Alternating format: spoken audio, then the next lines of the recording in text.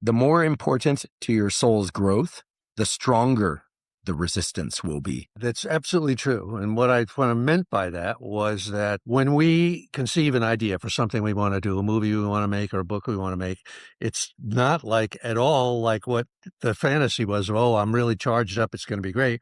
What happens is waves of what I call resistance with a capital R start coming off that keyboard or whatever it is to try to stop us from doing it, make us procrastinate, make us, go to the beach, make us, give into distractions. And this is why I always say, if you want to know which one of 3 or 4 projects that you should do the one you're most afraid of, because fear is a form of resistance with a capital R. And the more important a project is to your soul's evolution, not to your commercial success, but to your own evolution as an artist, the more resistance you will feel to it.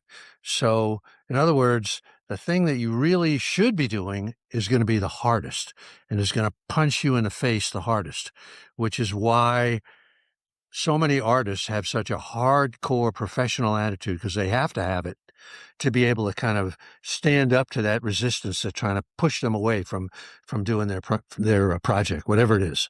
So this is fascinating because it's so true. And I think all of us deep down have that sense of awareness in terms of what he's saying here, which is that things that you feel initially maybe hyped up to do or excited to do, once you actually try and start taking that journey, taking those steps forward, you feel and you'll see that there's so much resistance that comes towards you. So we have to be aware that that resistance is actually a good thing. Why? Because yes, it's difficult for you to complete the task, but it shows you the level of importance that task actually has. And at the same time, one point that I want to point out here, which is oftentimes not mentioned or forgot about. He says how artists oftentimes have such a professional attitude because they have to. It actually builds things like this, things that are difficult for us to do, consciously, subconsciously, internally. They actually build our outward attitude and they build the way we will actually be in the real world. It's not just a subconscious thing or something that's internal.